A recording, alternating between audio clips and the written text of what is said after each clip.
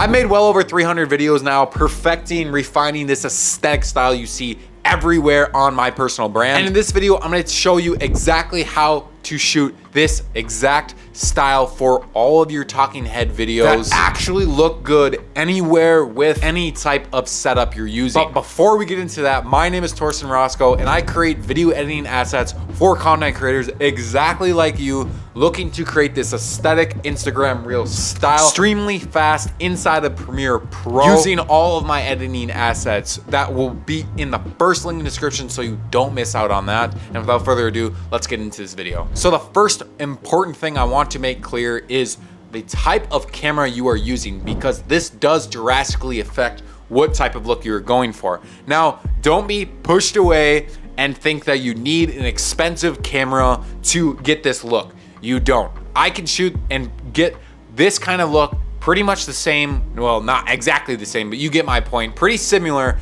with just my iPhone. So if you guys don't want to use an expensive camera or you don't want to buy an expensive camera, I totally understand. You don't want to invest that kind of money or you don't have it. Just use your phone. Your phone is a huge asset, especially now these days. The new iPhones and Androids have just crazy good camera quality for just a pocket phone, which is absolutely just mind-blowing to me. So without a doubt, if you don't have a camera / an expensive camera, just use your phone, because I mean, at the end of the day, this is pretty expensive too. So now if you do want to invest into a camera, this is the exact camera setup that I use, which I would totally recommend to anyone else, which I use the Sony a7 IV camera with a G Master lens 16 to 25 millimeter with a 2.8 aperture. Other extremely good cameras that I would actually invest in if I didn't buy this one would be the Sony a7 III. That is a little bit of a downgrade from the Sony a7 IV, but super great camera. I know a lot of people that use that. Super big creators use that. And also another great camera if you guys don't want to do a little bit of hybrid, because the Sony a7 III and Sony a7 IV are perfect for video and also photography. So if you don't shoot a lot of photography, then I would actually invest in either the FX3, so the Sony FX3 or the FX30. Those are absolute banger cameras, and they actually pull better quality than my camera. So you guys would be pulling better videos than even me. Now let's go into the second most important thing to get this entire look for your talking head videos is the camera settings of what you guys are doing. I'll do both for your actual camera, so if you guys have a camera just like me, or if you guys are using just your phone, I'll do both of those settings right now. Now, starting with the phone, I use an app that I absolutely recommend everyone using. It's good for Android and iPhone, which is, let me find it really quick. Where is it? Here it is. It's called Blackmagic Cam. So this is what it looks like. It's, oh my God, where is it? It is that one right there. Come on, camera. There we go. That is what it looks like. And this is what it exactly does. So I will actually show you guys. So can you see it? Oh, there we go. Hi. You can see it gives you a lot more customization to your camera. Instead of just the regular iPhone app or your Android, you get to control the lens, so the millimeter. You can also control that on that, but it just tells you the exact length of it. It tells you your FPS, your shutter speed, your ISO, which you cannot control in the camera app. This allows you to control the ISO and also your white balance and tint. So totally recommend using this. And what I always set up for my iPhone is I run with a white balance of 5000 Kelvin, just so I can get this kind of warmish look that just looks good pretty much anywhere. You guys can mess with that if you don't like this warmish look. That's totally fine. Just mess around with it. Proceed to what you guys like. I don't use a tint because I just don't want to, and I don't really like the look. Unless if I did use a tint, I would go a little bit of a green side, but that's just me. I try to make the ISO as low as possible. I made a huge mistake of upping the ISO, and the more you up the ISO, the more your camera is sensitive to light, which brings in more grain, and that's exactly what you don't want to do. So when in doubt, always try to keep your ISO as low as possible. I learned that the hard way. Then I always run in 4K resolution, 24 frames per second. And then I always also run at the widest lens possible. So when you guys go into post-production, if you downgrade it from 4K to 1080p, you have all of those pixels already downsized. So then when you zoom in on you don't lose any type of quality. That's just like a really quick pro tip that I use in all my videos. Now that is my phone settings, and it's pretty much the exact same with my camera. I run my camera, I can look at it right now. So I run my camera on 2.8 aperture.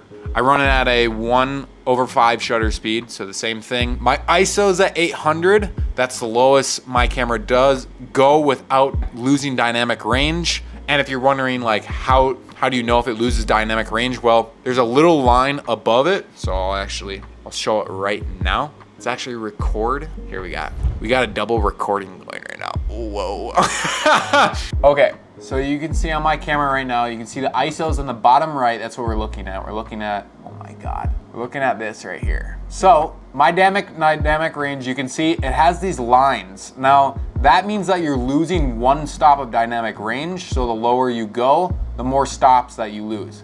I always just make sure you go to the lowest. So you see how this doesn't have any lines. Just make sure on your camera that you have, just go right above that. Now, sometimes you guys need to lower that outside sometimes when there's a lot of light, and that's completely fine. I do that. It doesn't really affect too much, but if you want the full maximum of your camera, make sure that your ISO is not going on that line to lose a lot of things. And my white balance is also at 5,000 Kelvin. I always run that. I run on 422 10-bit, not 8-bit, just whatever your camera has for the highest quality of color space, go to that and use that, just so then you get most of the colors and just make everything look a lot better. Now lastly, I run in 4K, 24 frames per second, and that is my entire camera settings on that. Now let's go into what you've probably been waiting for, which is the positioning of how I light up everything in my room. And then we'll also go outside and other spots that I would personally go if I didn't have like a studio setup just like this. So starting with the studio setup, we can talk about how important lighting is. Now, when I have my lighting, I always have my softbox to the right of me. So if you guys don't have a softbox, just go get one. There's good ones on Amazon for super cheap. I wouldn't go too much about this. If you are using a softbox, do that. Have it to the right of you. So position it, I would say, so I'm right here, camera's right here, and softbox is right over here. I would say that's like a 30-degree angle. Just so then when you see my face, you can see how it has this kind of like shadow where it comes like my shadow side face is over here and then it's brightening up this. Just so then it looks like it's 3D. That's what you're trying to do each and every single time you're lighting some person. And if you guys don't have that, you can use a window. There's a window to the right of me. And all I would do is I would position the window to the right of me just like this. So then pretty much half of my face is kind of lit up and then the other one has shadows, just so you have that highlight and shadow contrast. Yeah, I think that's what it's called. Then I add just some like cool lights on the background. You can see I have an LED strip right here. These are just cool lights. I don't think it's super important, but if you want to get like a cool, nice, warm look that just pops a lot, like me, then obviously you can invest into some lights. So I have a light back there, and then I also have my alarm clock right there, just so then, again, there's a lot new lighting. There's stuff actually happening. It's not just like just me lit and then there's the boring background. Now really quick, I think background is actually extremely important when you're shooting in the studio, because it just creates and holds that aesthetic that looks and makes the whole video just feel premium. And I do recommend you guys like getting some just nice decor that looks good. Like for example, I have my plant right here and I positioned it right here for a reason also. And then in the background, I obviously have that lit up. That's my dream board, and then I have some books down there. Just add some really cool decor that speaks to you and adds just kind of a really cool aesthetic with all the color popping. So it feels personal and aesthetic, just like I said to you. And when it comes to background, I think one of the most important things is actually adding a type of depth from you separating yourself from the background. Now you can see when I am talking right now, this plant is right next to me, helping me separate from the background back here. Like you can totally see that this plant helps, and this light helps me separate completely from the background and adds this kind of really cool look. Now I actually would buy another plant and then put it right here just so then it would look like a really cool, like add depth, just so like a little piece of it would stick right here. And that's just like the things I like to do inside my reels. I'll actually pop up some examples right now. I like to put the camera close to objects so it adds something that looks really close, and then me, and then something that's far away, just to add that type of full 3D effect. Now, if this plant wasn't here, like I'll do it right now. I'll actually put it way back here. Now you can kind of see it's kind of boring. You can see that this entire background is just pretty flat. It doesn't really look like I'm separated completely from it, but just by me taking that plant, putting it right next to me, and taking my light and putting it right next to me, it helps me be separated from the background and add that type of depth. Why does this look like, oh, that's why. Now the way to frame yourself in your studio is actually pretty simple. Just use the rule of thirds. So I'll pop up an example of right now using the rule of thirds. You can see that my eye level is right at the top of that one line, and then there's a little bit of headroom just so then the video doesn't look like I'm full on the frame. You always want to just give a little bit of a headroom, not too much, but not too little. And if you don't want to film it, again, you can always just zoom in the clip just barely, just so then it gives it either more headroom or less headroom. Now let's go outside and I'll teach you how I shoot outside using the sun, all the lighting techniques, and actually where I prefer to shoot out of anywhere else, because like I said, background is super duper important. Hello. Now I'm outside, but I decided, hey, might as well turn this into kind of like a mini vlog. So just picked up some banger. It's like Chipotle where I'm at. It's not Chipotle, but it's pretty much like it.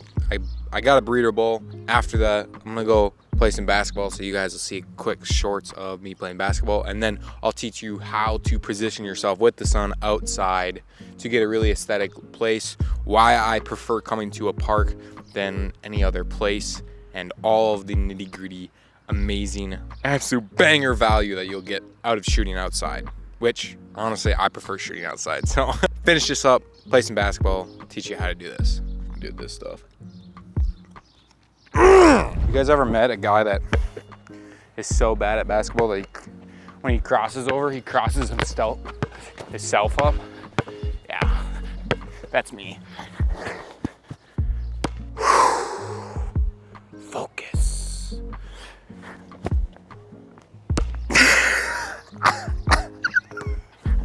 I never said I was good.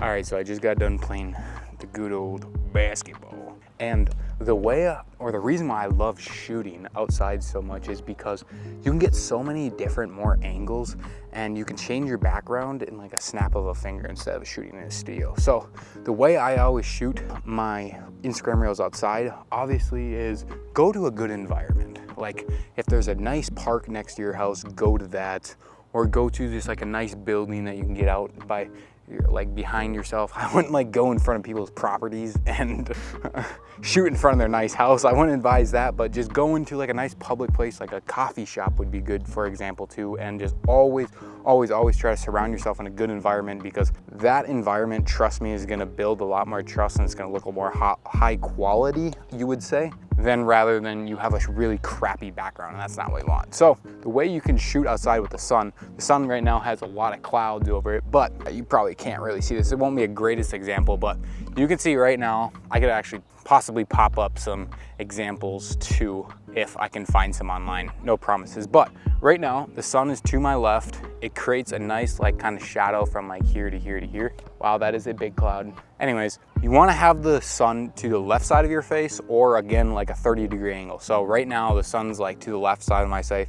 You can't really see because there's a cloud and it's really shadowing everything. But imagine that the sun is like on my face right now. This would create nice shadow side over here. So half of my face would be nice and shadowy. It would be dark. That would create a nice 3D look. But if you just shifted all the way over here and you had the sun in front of your face just like this, my entire face would be super flat. I'll try to pop up examples like I said. Try to just find the sun, figure out and position yourself in a way that's either on the side of your face or like a 30-degree angle like I have in my studio, where it kind of gives that nice, like, half of your face is lit up and then a quarter of your other face is lit up, but also having a nice, like, kind of shadow, just to make sure that you're highlighting the highlights and the shadows and using that contrast versus highlights. That's the way to shoot outside. And the reason why I also like shooting outside so much is because, look, nice background, and then I can just simply walk over here, walk to my spot. The weird part about shooting in a park is everyone looks at you. So like little kids look at you, stuff like that. That's all right though. And then, like, boom, just like a little walk away, you can change your environment. And that's why I absolutely love shooting in a park so much, and also try to find a very vibrant place that has a lot of popping colors. That's just gonna really build to the aesthetic. Like, here's a green tree I could just sit behind, or sit next to. Pretty dope. And that should wrap up everything you need to know about how to shoot outside and film yourself talking head. Now, if you guys want to edit exact videos just like me, I'll pop up a few examples of up right now, because you're gonna need that editing style to tie this entire style together. Go watch that video. I'll pop it up in the left side, like over here, and I'll catch you in the next one. Peace.